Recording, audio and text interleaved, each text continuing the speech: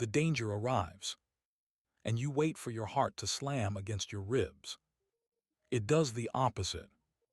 It slows down. Your body goes still, your legs lock. Your voice won't come, and every part of you that can still think is screaming that this, standing here, doing nothing, is the worst possible thing you could be doing right now.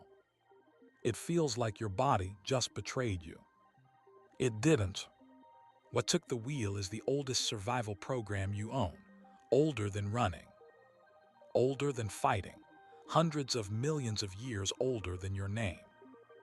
And for almost all of that time, it's the single reason anything with a spine lived long enough to pass its genes down to you. Tonight, in a fire, in a crash, in a crowd, that same ancient gift could be the thing that gets you killed. Let's talk about the freeze. You've been sold a lie about how fear works, a two-button machine. Fight or flight. Something terrifying happens and you either swing or you run. Clean, simple. Wrong. That two-button model is a cartoon sketched about a century ago, and the science buried it decades back. What actually fires when a threat lands isn't a switch. It's a sequence. Researchers call it the defense cascade, and it runs in a fixed order your conscious mind never gets to vote on. First, before the running, before the fighting, comes the freeze. Not as a failure, as step one. The instant your brain catches the first hint of danger, it doesn't move. It stops. Eyes wide, body still, every sense cranked to maximum. A psychiatrist named Stefan Bracha laid the whole sequence out in 2004. Freeze, flight, fight, fright, faint. 5 gears. And the one we sneer at as cowardice is the one that comes first and saved the most lives of all of them. You already know the small version of it.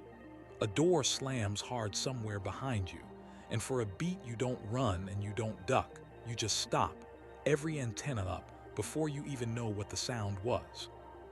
That's gear one, everybody has it. So why would the body's very first move be to do nothing? To answer that, you have to leave the burning building and go back to a world long before there were any people in it. Picture a small animal on an open plain. A deer, a rabbit, doesn't matter. And somewhere in the grass, something hunting it. Here's the thing almost nobody knows about how hunters see. Most of them are built to detect motion. A wolf, a big cat, a hawk, their eyes and their brains are tuned to movement against a still background. A thing that runs is a thing that gets chased. A thing that holds perfectly, impossibly still can disappear, even out in the open. So evolution found an answer long before it ever built legs fast enough to outrun a predator. Stop moving. The animal freezes, muscles locked, breath gone shallow, heart slowing down to keep the whole body quiet. And the hunter's gaze slides right across it, searching for the one thing the prey is refusing to give it: motion. This trick is older than the chase, older than the fight. Some animals take it to the limit. An opossum drops, goes limp, plays dead, because plenty of predators won't touch something they didn't kill themselves. Biologists have a word for that extreme version: thanatosis. Death feigning. And you find it everywhere life grew up under things that hunt: insects, reptiles, birds, mammals. It isn't some rare freak strategy. It's one of the most successful survival bets nature ever placed. For 400 million years, on a planet crawling with things that had teeth, the creatures that froze at the right instant lived. The ones that bolted too early got seen, got caught. You are descended, without one single exception in that entire chain, from the animals that froze. That instinct never left. It's sitting in your skull right now, underneath everything you think of as you. And you have felt it. Maybe a car came out of nowhere and for half a second you just watched it come, hands locked on the wheel. Maybe someone screamed in a crowded place and the whole room went still instead of moving. Maybe something happened to you once. Something bad. And the question that haunted you afterward wasn't what they did. It was, why didn't I move? Why did I just stand there? If you've ever asked yourself that, and then quietly decided it meant you were weak, or a coward, or broken, I need you to hear this next part with no noise around it. You didn't freeze because something was wrong with you. You froze because something was right with you. The oldest, most reliable survival circuit you own did exactly what evolution shaped it to do, over more time than the human mind can hold. It fired before you got a vote, that shame you've been carrying around. You were blaming yourself for the work of a brain that isn't even the conscious one. Hold on to that, because it gets stranger. The part of you that freezes isn't just old, it's faster than the part of you that thinks. And that gap, that tiny silent gap, is the whole story. So who actually makes the call to freeze? Not you. Not the part of you finding meaning in these words right now. Deep in the brain sit two structures that were running the show long before our species had language. The amygdala, your threat alarm. And tucked beneath it, a strip of ancient tissue called the periaqueductal gray. Forget the name. What matters is the speed. When a genuine threat lands, the signal slams into these old structures and fires a response in milliseconds, thousandths of a second. And the thinking part of your brain, the prefrontal cortex, the part that weighs options and makes plans and feels like you, is just too slow to be in the room yet. By the time you consciously register that you are in danger, the decision to freeze has already been made. Made, executed. Locked in by a system that doesn't ask for permission and doesn't bother to explain itself afterward. Put a number on it. That threat circuit can fire a full-body response in around 1/10 of a second. Your conscious awareness of the danger trails behind by a wide margin, so by the time you decide anything at all, the body has already committed. You aren't choosing. You're being informed. Let that land. It should rattle you more than it does. We walk around our whole lives certain that we're the captain, that in the real emergency, we will decide. We will choose to act, but the freeze quietly exposes something the brain works hard to keep hidden from us. The captain shows up late. The wheel has already been turned. You experience it as you frozen, closer to the truth. You're the witness, not the author.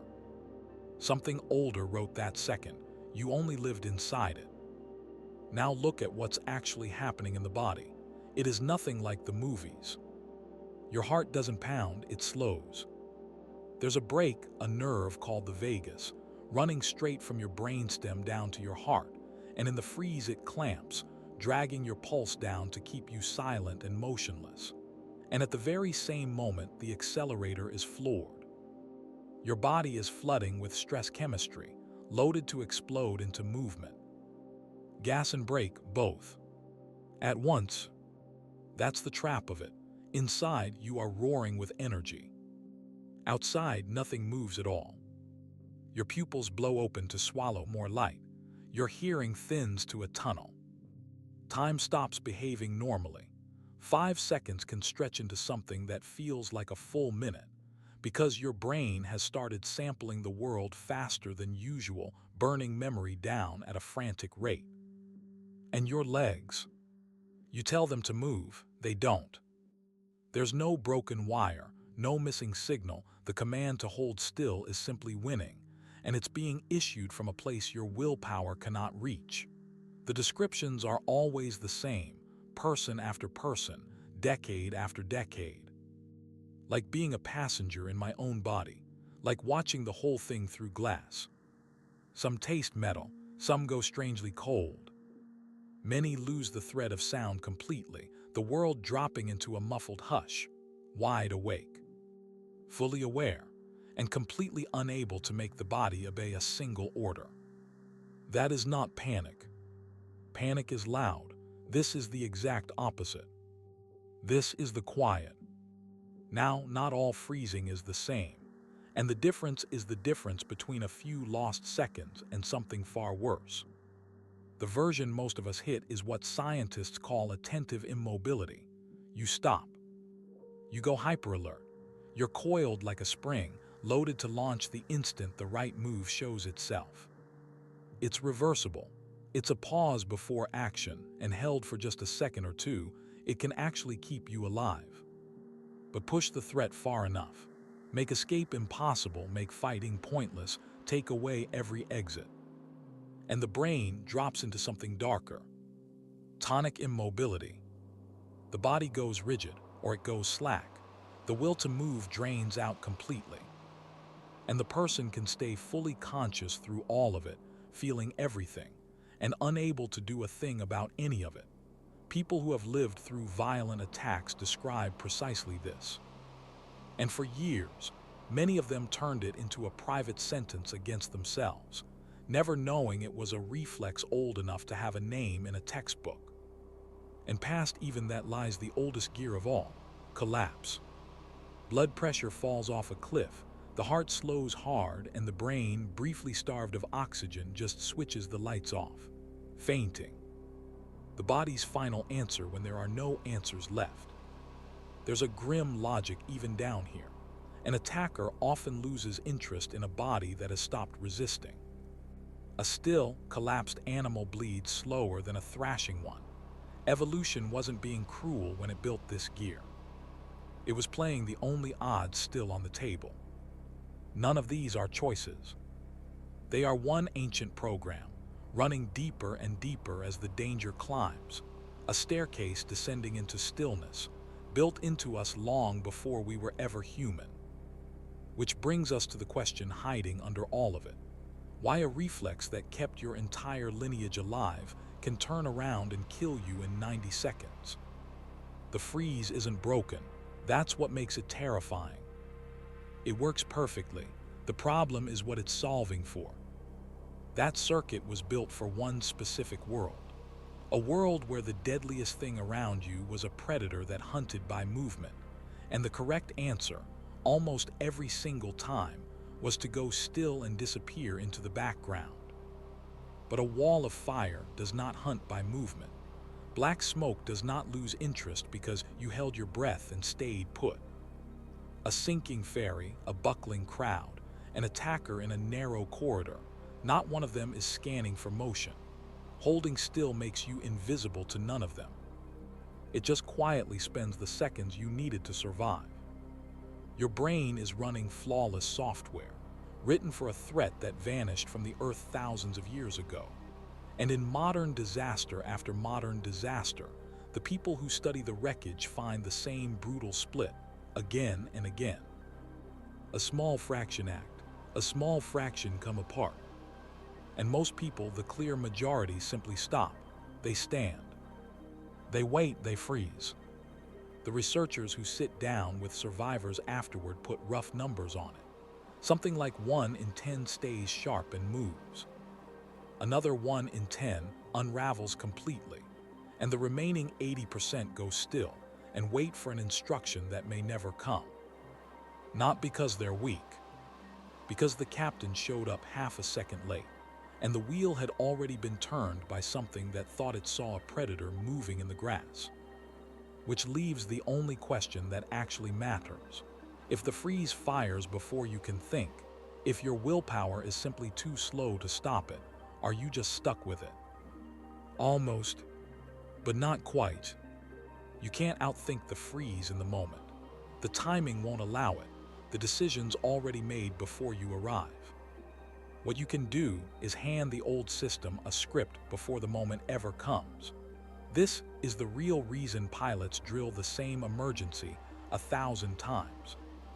Why soldiers rehearse.